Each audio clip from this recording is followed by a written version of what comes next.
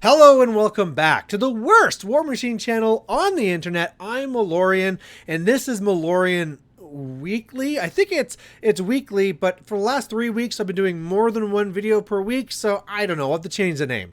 Either way, this is going to be a product review video. I don't normally do these. I usually leave these types of things to people like Luck God, right? That's what his blog's all about, is unboxings and, product reviews. I don't do that. I do clickbait and rage videos. But, we're going to be doing one here because Tom you should know him from the podcast Troll Blood Scrum, came to me saying, hey, Malorian, I'm going to be doing this one Kickstarter. Can you support it and promote it? And I should say from the very beginning that I'm going to promote anything, right? I am super pro Warmachine. If you have a podcast, a battle report, YouTube channel, radio show, traveling tap dance that's all about Warmachine, I'm going to promote it because I love this hobby and I want to support whatever community is trying to support the hobby as well. So no matter what, I was going to be in his corner promoting his product. However, I don't want to be just like a blind, sellout, shill, whatever you want to call it, where it's like, hey, I think you should buy this because I was paid to say you should buy this, right? I don't know if I actually have any integrity. I don't know if people would be saying that about me, but I should be trying to do my best to give an honest review of this so that my words mean more than just, simple words coming at you saying buy this product. Hopefully something from this I can say, hey, looking at this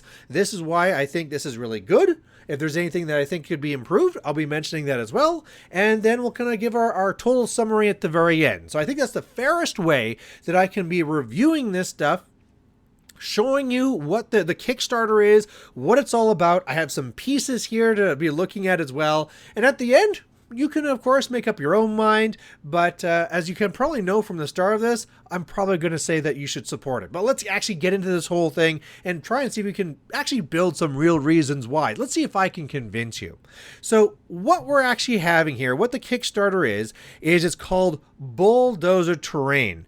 Now, the main premise, the main thing that Tom is trying to do with this is that he wants this to be durable terrain that is usable on top of your 2D terrain. So I just did a video talking about how we should be rethinking terrain. It was something actually I was thinking about doing before I got approached by Tom, and I was just like, oh man, there's something missing. 3D terrain looked great, but it had a lot of functional issues. 2D terrain has no functional issues, but doesn't have that real appeal. We should be maybe trying to go back and mix it. It's something that we're doing here locally. And then here comes Tom with this saying, hey, I'm going to have a Kickstarter for 3D terrain that you could be putting on top of your 2D terrain. Now, I should say that the link to the Kickstarter is down below. If you want to just look at that while you listen to me or whatever you can, do know that I'm doing this review before it goes live. So it was actually going to be going live at the very start of August. I believe that's still the plan, but just so you know, if you look at this at, the end of July, it might still be just in kind of like trial or whatever draft version that it's supposed to be in. So there's going to be multiple different pieces that are going to be part of this, and the main one here, the base type of pack you'd have there, is called the Scatter Pledge. And all the things you see here are things like the cloud designs, the rubble, the trees, the fire, the tall grass, the whirlwind, the open grave. And one of the things you should know by looking at this is that you're not going to be getting these as actual models in the mail. You're going to be getting these as designs that you can print yourself locally. I think this is a fantastic thing to get into. There's a lot of people out there that are starting to 3D print things, but we just don't have a lot of good sources for material. It's just kind of like a Wild West where you have to kind of know the right people to get the right type of stuff. And so something like this, where it's like, hey, I can very inexpensively get it to you. Yeah, that makes sense. And then after that, you can kind of print what you want to print type thing. There's also going to be a another tier above that, and that's going to be having other pieces in it. So there is the everything pledge, and this is then going to be having the house. There's a wall, there's a base and a ring base, there is the quicksand, water trench, water tank. And just so you know, for all these things, these are all things that are supposed to be working around 2D terrain. So for example, for the clouds, you'd be having X number of clouds that'd be going on top of your 2D terrain. So your 2D terrain might be like a piece of whiteness or whatever you've been using on your 2D tables. And then these are 3D clouds that can be going on top. Your trees, the same thing. You'd be having your 2D regular, piece of forest you'd be throwing down there. And now you can be adding on 2, 3, 4, whatever number you want, trees on top of it to give it that visual appeal on top of it. Now, there's going to be things even past that. They already are showing stretch goal number 1, which is if it gets all the way to 600. They have this whole like crane that's going to be out there. They have an even like a VIP type of level where you can go out there and actually add a piece. You actually go in there, you say, hey, I think we should be having a piece like this. He'll design it, he'll add it on to there. But either way, I mean, looking at what these core things are, these are supposed to be 2D pieces of terrain that you have already at home, and then this provides the 3D terrain that you can have be printed and be going on top of it. And something I want to be stressing as well is that durability part. And maybe with that durability, something I want to first compare is I'm going to first show this picture that they had of some of the early ones he was working on. And I want you to look at those ones specifically for the gears. You see the gears in the bottom left and how, they're kind of thin. Now, the problem with some of this terrain is like when I was a TO and I was dealing with this type of terrain, at the end of the day, you're throwing all that terrain back into a box. Things break, whether you broke it packing it or other people broke it packing it or other people broke it just using it. And then you're having to do all these repairs. This is trying to be designed to be durable so that you can throw it in and it won't break. So now as I leave this and you come back to me, this is what we have now. I have not painted it up. I want to show it to you exactly the way that I had it printed for me. I had somebody here. Big shout out to them. You know who you are, that you printed this for me. That was awesome. And also thanks, of course, to Tom to sending this to me so I can actually be doing this. But you can see here that the gear is a lot thicker, so that as models go on it, as you throw it into your shoebox, your crate, your whatever, this thing's not going to break, right? Like I can just be throwing this around and it's not going to break. And, sure, there could be a thing where it's going to chip the paint on it or something like that. But otherwise, this thing is extremely solid. So you don't need to be worrying about anything like that with this piece here. So with that, let's take a look at some of the things that I have here. Now, all the things that are on there, I didn't get them all printed. The fella that was printing these for me actually had some issues with the 3D printer, and so these are things I got done. But looking at these here, I got 3 of these gears, and so that's perfect, right? If you have some like a rubble piece, I can easily paint these up. They can sit on there and I can put them in different orientations, and then it'll look like a piece of rubble that's there and actually have some pieces.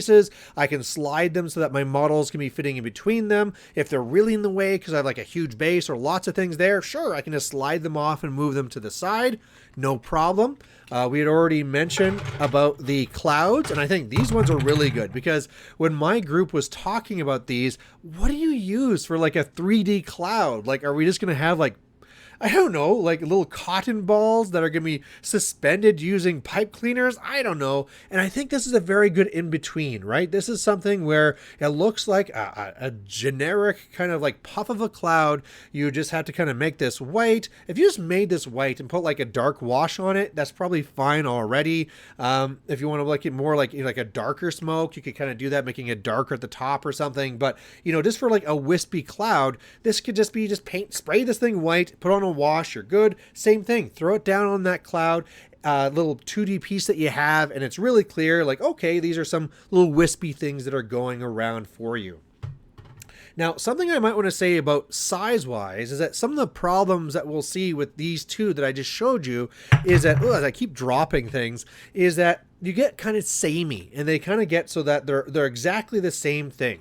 And the nice thing though, especially with something like the clouds, you could very easily, once you have this, just change the scale, right? And if you just change the scale of the size, and there's like a smaller one, a medium one, and a larger one, that can be all you need to have that difference of it on the table. The file coming to you doesn't need to come with different size, trees or clouds or whatever. That's something you could always control yourself as the person that's printing it, or that you're requesting from the person that's printing it. Another thing I got made for me is 3 walls. Now, of course, you're not just going to have 3 walls in the same place, but walls are something where you actually wouldn't need the 2D terrain underneath it anymore anyway. They can be scaled so they're exactly the right size. So boop, this goes on top of the 2D terrain and then it goes away.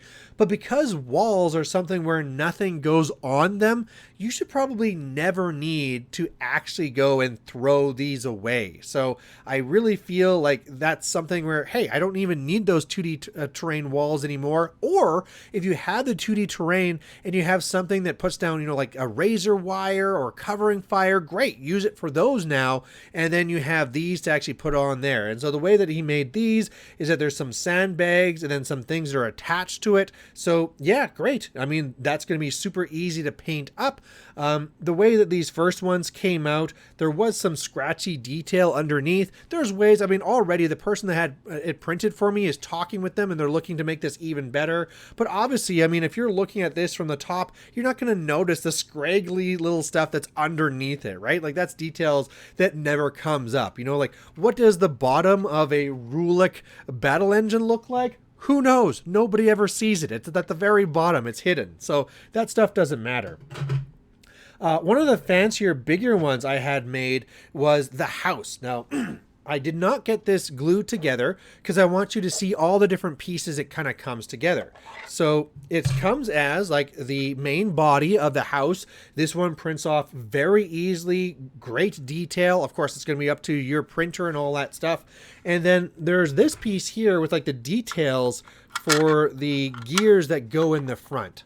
So that's an extra piece that just kind of very easily goes in the front. It's actually kind of nice that it is actually removable, because then it gives you the option of like, okay, I have a gear house, but what if I actually want to throw on a very simple name here so that this is like referencing the local store or whatever other thing you want to put on there. It's nice that this is separate so that if I have nothing else, that can go on, or if I have a different idea, that's open there for me to put something else in that spot. So that's a nice thing. Plus it keeps the detail nicer in the way that you're doing it. And you have the 2 pieces for the roof. So it kind of has this window. It's designed so that the window goes in the center. You just put the 2 together, glue it down, boom. There's your thing with the roof. You're good to go. So this house, fantastic. I feel houses are much like the walls, where you would never really need to have the template underneath it. You can, again, print this to scale so it does fit on the template and go down. And then if you ever do need to move it because, okay, this thing wants to be right base to base with the building, but because of its arms, tusks, whatever, it can't. Okay, great. Move this thing to the side. Now there's a thing underneath. Or, if you embrace and you're doing this, you don't even need to have like a regular type of good looking building 2D terrain thing underneath it. You can now just find some cheap whatever mouse pad and cut it up to be the right size and be like, okay, in those rare circumstances where this has to come off, there's something on the ground still for that. And you can do that super easy. One of the things I suggested to people before that are looking to do stuff like that for like zones and things, talk to your Magic the Gathering friends. They have all their big play mats. You can buy them for like 10, 15 bucks, cut them up into all the different zone sizes or things for buildings that you need, and then actually have the nice looking building on top.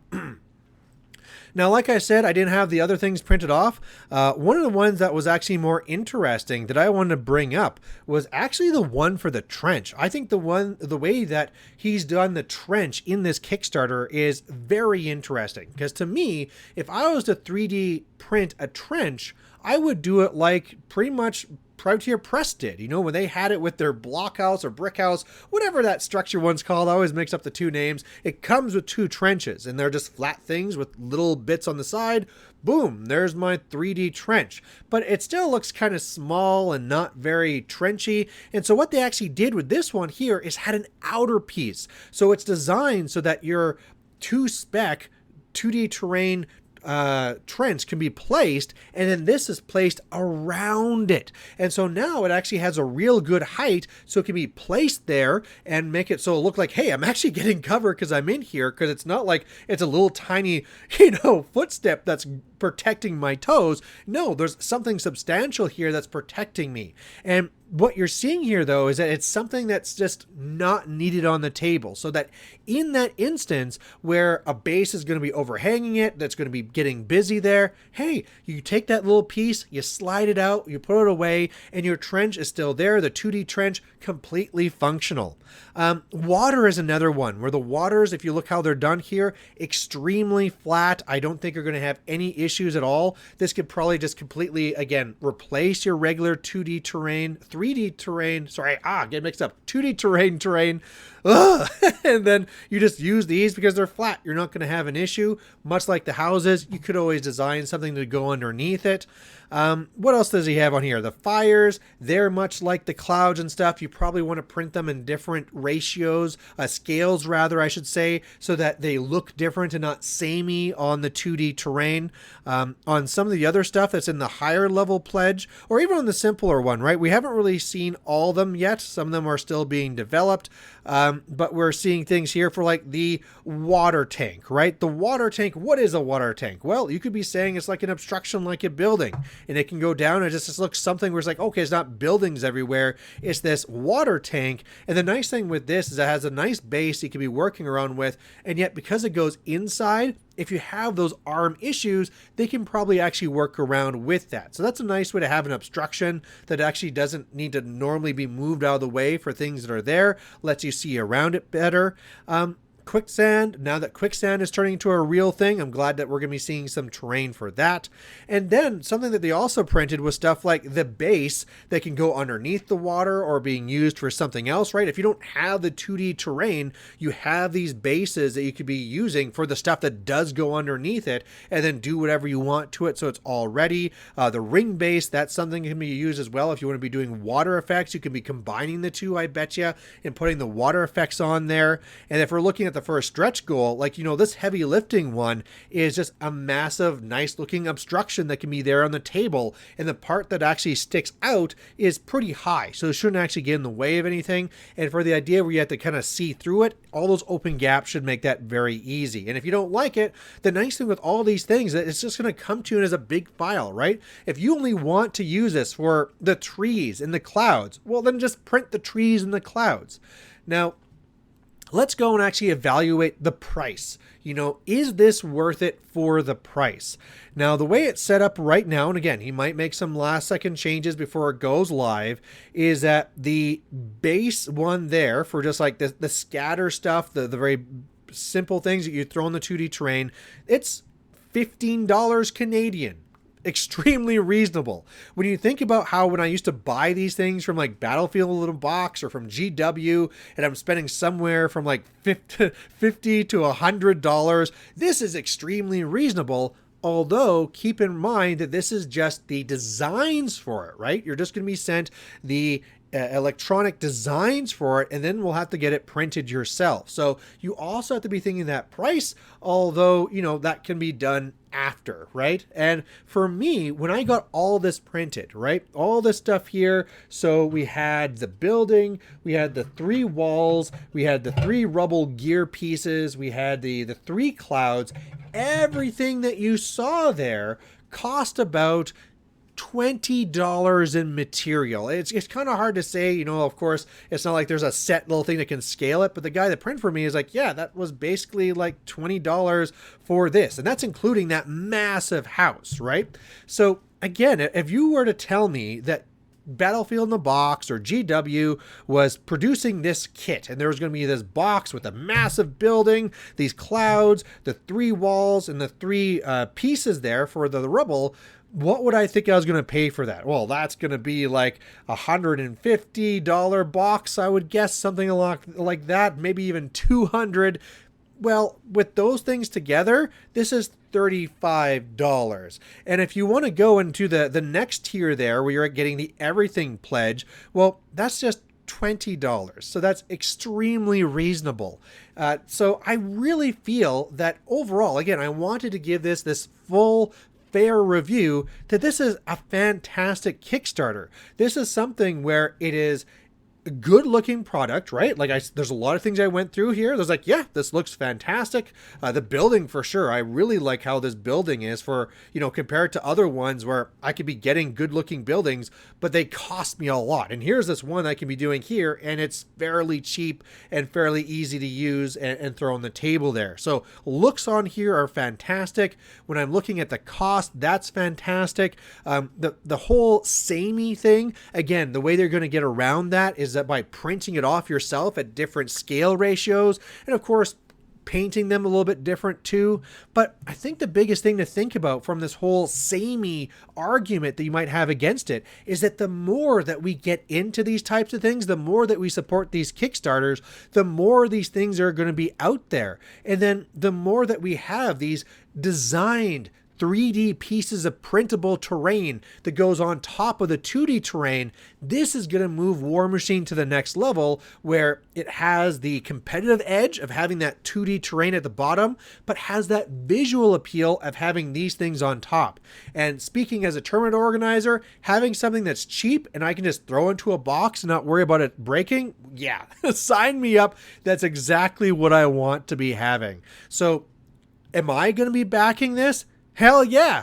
I got stuff for free, and yet because of all the stuff that's going to be coming up here from all the other pieces and the stretch goals and stuff like that, yeah, I'm going to be in there. I'm going to be supporting it. Do I think you should be supporting it? Yeah, it's super cheap. You really almost need just like one person from your meta to support this. And then if you have a library, a school, or maybe one of you have a 3D printer, that's great. You can make things for your area. And, all this is going to all add up, right? You might feel bad in a world of like, ooh, it doesn't feel right that I bought this and now other people are going to be using it too. And I mean, in all fairness, probably if they're going to be using it, they could be buying into this as well. But if you think about it, if all the different communities around the world bought in and each single little meta bought into this Kickstarter, oh man, we're going to throw this thing through the moon, go through all these different stretch goals. But more importantly, it doesn't take very many of us for, first of all, for this one to be funded. Then all of a sudden that, encourages Tom to make even more of this terrain. We can be going for that. Other creators can be making their own Kickstarters with their own terrain, getting a massive library of 3D terrain that can be printable and going on top of your 2D terrain. And again, what's my goal? Supporting Warmachine. And that sounds like a wonderful and perfect way to be supporting Warmachine. So there you go. There is my review of the Bulldozer Terrain. Links and everything are down below. Again, it's going to be officially kicked off in August, so you can maybe bookmark it now or talk to your group about it and, get people to chip in and go in there and get this thing going. And otherwise, if you have any other thoughts on this, please post it down below, and we'll catch you later. Bye.